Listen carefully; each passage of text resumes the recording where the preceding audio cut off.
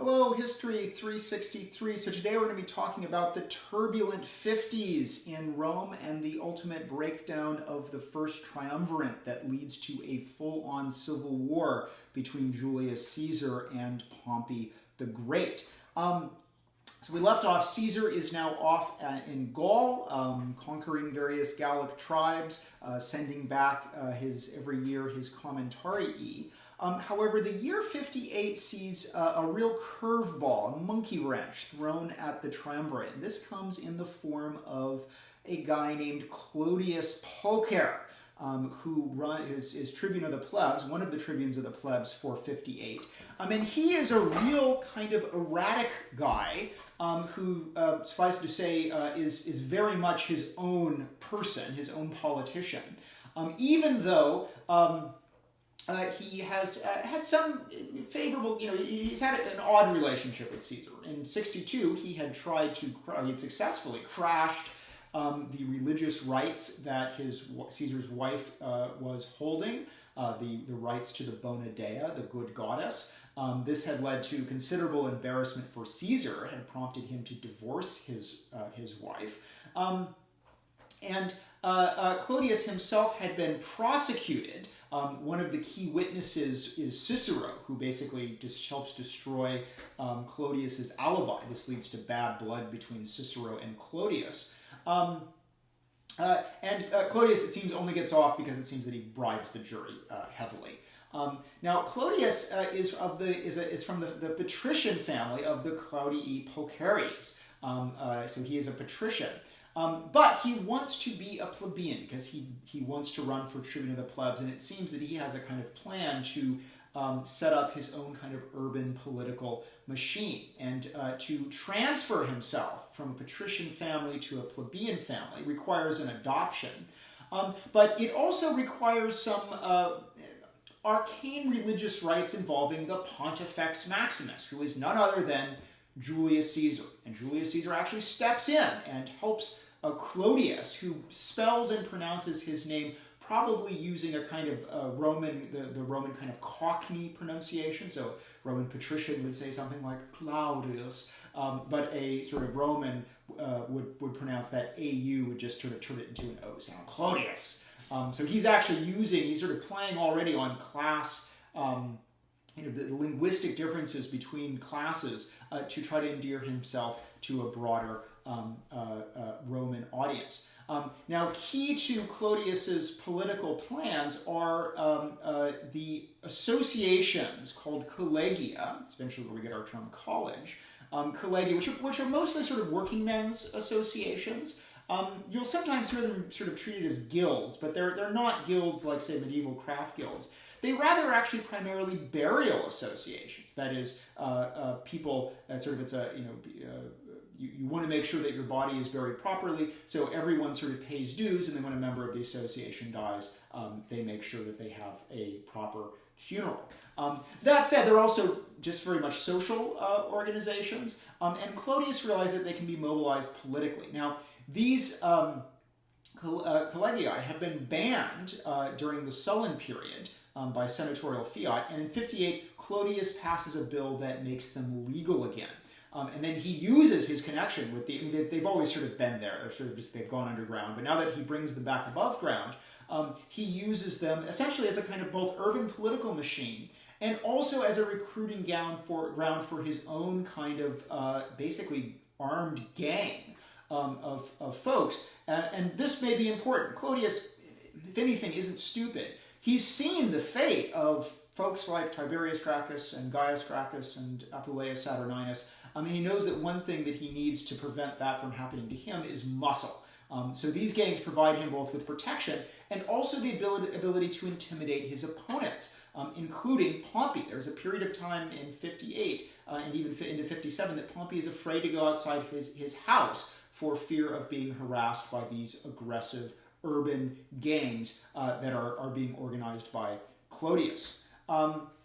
Now, Clodius also wants to settle scores with Cicero, so he passes a law basically calling for the exile of anyone who has executed a Roman citizen without trial. And this is aimed squarely at Cicero and his execution of the Catiline conspirators. Now, here's where the legalities get a little vague. Again, the right of provocatio goes all the way back to the early Republic. We talked about how the establishment of provocatio in 300 is seen as this critical moment for Roman liberty. Cicero has suggested that the fact that during the Catiline conspiracy the Senate passed a senatus consultum ultimum sort of allows him to execute those conspirators based on the senatorial fiat. Regardless, the law passes, and Cicero finally goes into exile for about 18 months in 57.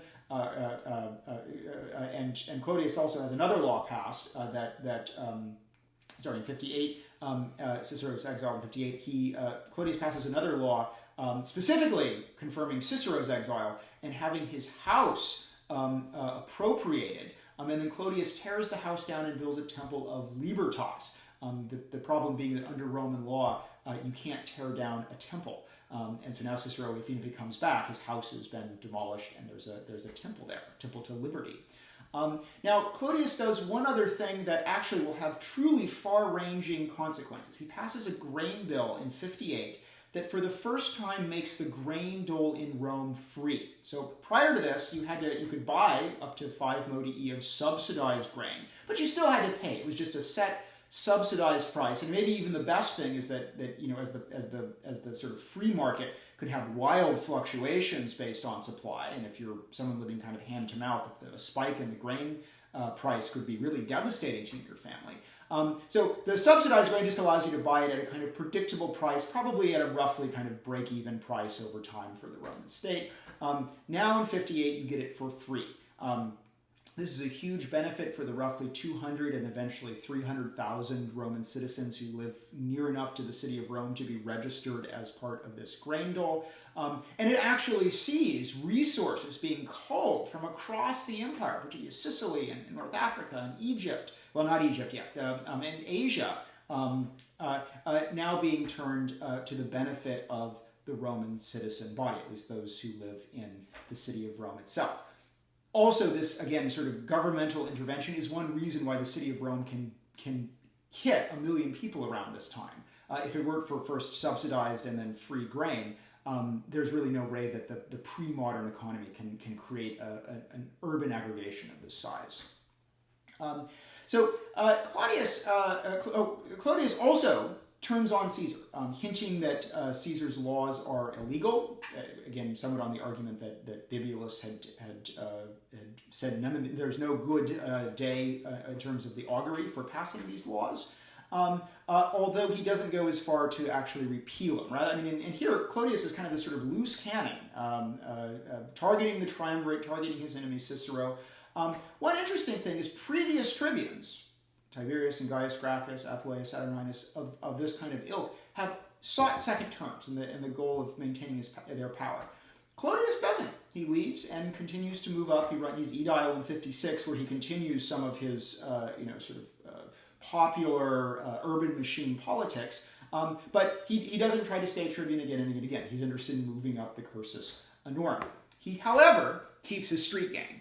His urban gangs linked to the collegia. Maybe one reason why he feels safe enough, unlike, say, Gaius Gracchus and Tiberius Gracchus, who are running again in part because they feel in danger if they cease to be tribune. He may feel safe enough to leave office and then come back to work his way up the cursus honorum.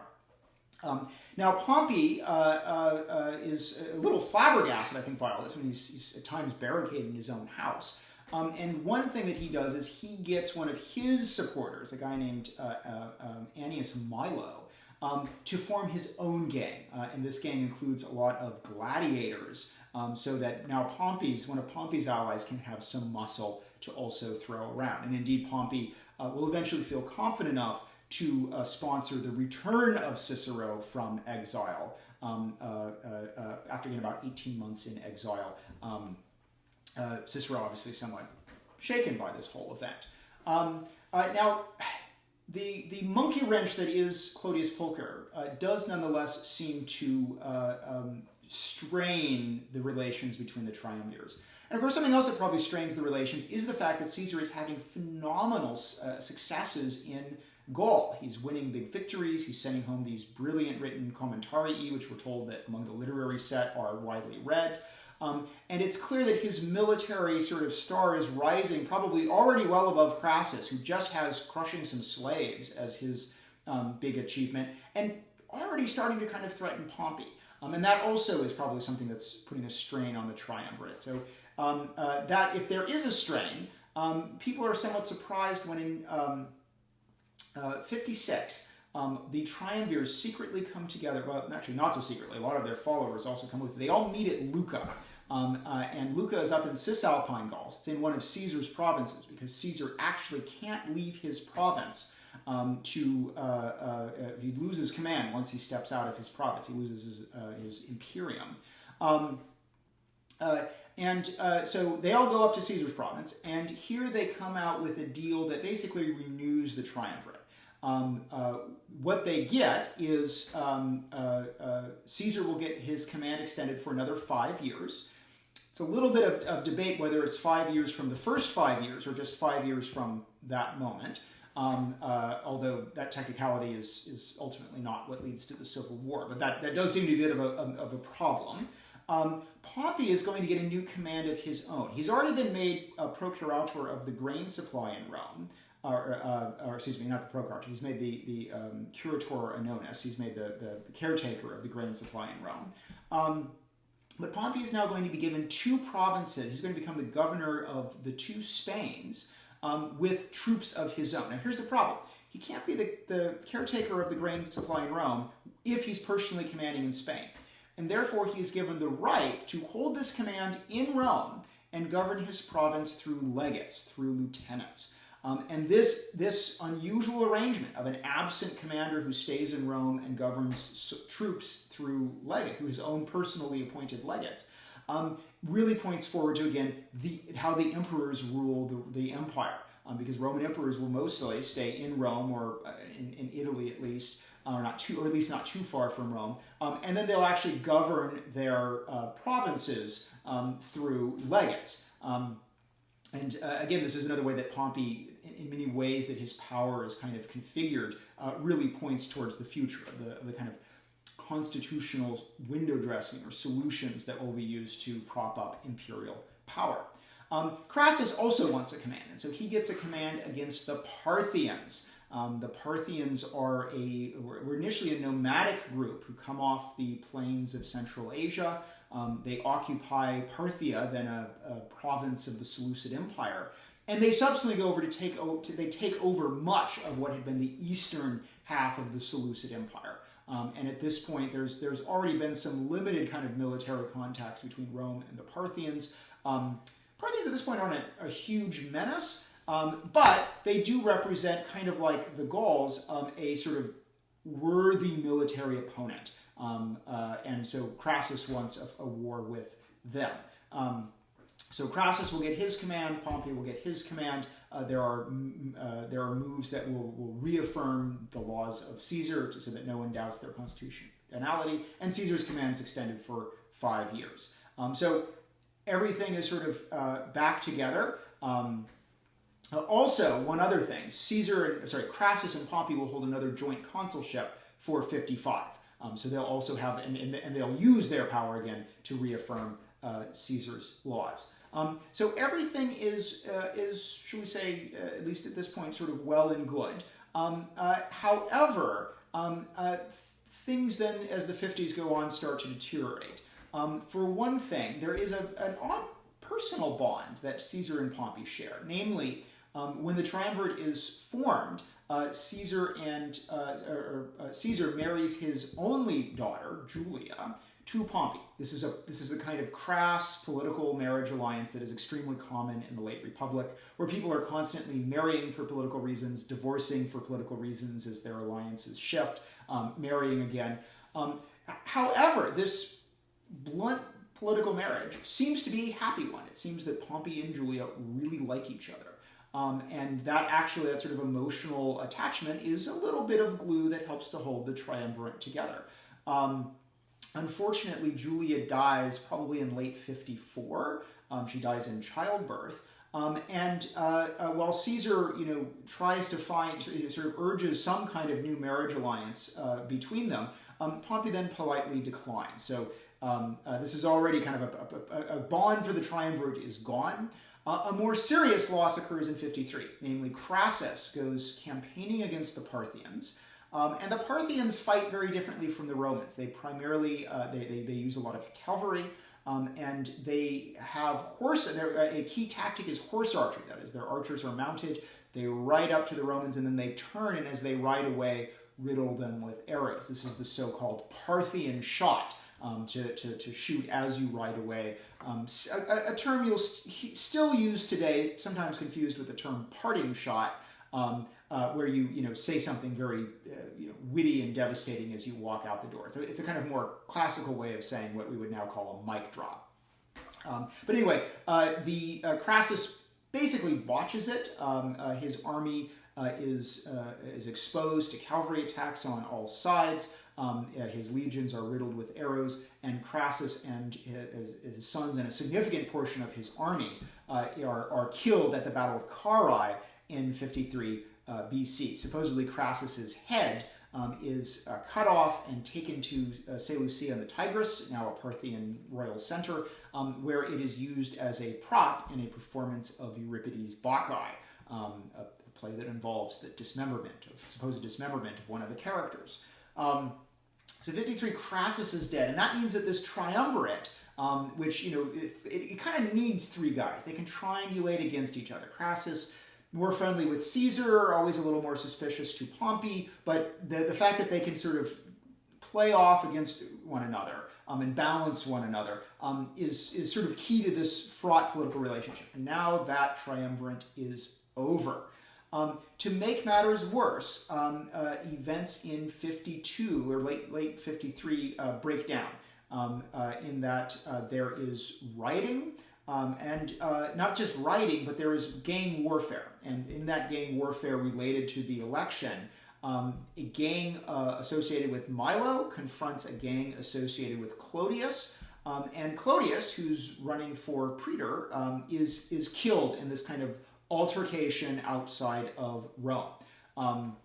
This leads to mass rioting by a lot of Clodius' supporters, and indeed the rioting, part of the rioting is they take Clodius, his body, they put him in the Senate house in the Curia, and they set the Senate house on fire for that to be Clodius's pyre. I mean, this is the city, the actual urban fabric of Roman governance is now being incinerated because of this violence. And the violence also prevents the further elections from being held, which means we enter into 52 with no consuls. The Senate therefore takes the truly unprecedented step of appointing Pompey himself to be the sole consul. That is, they see him drawing on his veterans as muscle to be the only way of restoring order, even though the Senate appointing a consul rather than that consul being elected is unprecedented, and the Senate only appointing one consul is unprecedented. There's always supposed to be two. Now Pompey eventually asks for a colleague, and that colleague is a guy named Metellus Scipio, who is also Pompey's new father-in-law, because Pompey has married his daughter. So Pompey now has a new marriage alliance, and Metellus Scipio is kind of from an old, two old aristocratic families. You can claim both the branches of the Cornelii Scipiones and the Caecilii Metelli. And this also is probably the start of Pompey's shift towards a more kind of conservative, traditional faction within the Senate. The fact that he now has this new marriage alliance that connects him away from Caesar and towards other factions. Now Caesar initially supports Pompey's sole consulship and his restoration of order. At least he speaks positively of it in the Gallic Wars. However, Caesar has a challenge of his own, namely that in 52 there is a massive Gallic revolt led by a Gallic chieftain named Vercingetorix, and Caesar is completely occupied, desperately trying to both first prevent his armies from being overwhelmed, and secondly, finally quelling this revolt. He quells it at a great battle at Alesia, where there is a double siege. Caesar besieges Vercingetorix and his forces in Alesia, and then also has to defend against a relieving Gallic army, which he successfully does, and he starves Vercingetorix out, and the Gauls surrender, ending the Great Gallic Revolt after massive violence. This revolt nonetheless sets Caesar's plans in Gaul back, and also means that he's now somewhat distracted militarily from political events in Rome, because there will continue to be significant fighting into 51 BC. Now, the consuls, both for 51 and 50, are hostile to Caesar, and this also leads. It seems that Pompey himself, again, between his marriage alliance, between his social set, and even his own politics, seems to be shifting towards these anti-Caesarian factions. This kind of arch-conservative faction that includes people like Cato the Younger, who really dislike Caesar, see him as a threat to the Republic. It's also quite likely that Pompey himself, now that there's these kind of, we almost can kind of treat these guys as almost two alternative states, a state around Pompey and a state around Caesar. And Pompey may be, again, nervous by Caesar's, the forces that he commands, the efficacy of his army, the nature of his military glory, and may increasingly see Caesar less as an ally and then as a threat. And so in 50 BC, there is a proposal that Caesar should give up his armies. Tribunes loyal to Caesar try to protest this, but are chased out. This requirement causes Caesar to therefore decide that he's going to attack Italy. And therefore, on the new year, 49, he crosses the Rubicon River, a little river just north of the Po, the boundary between Italy and Cisalpine Gaul has actually been shifted to the sort of obscure river. There's still even debated what river is the Rubicon, but Caesar crosses the Rubicon with one legion, therefore setting off a civil war between Caesar and Pompey, which we will discuss next lecture. I'll see you soon.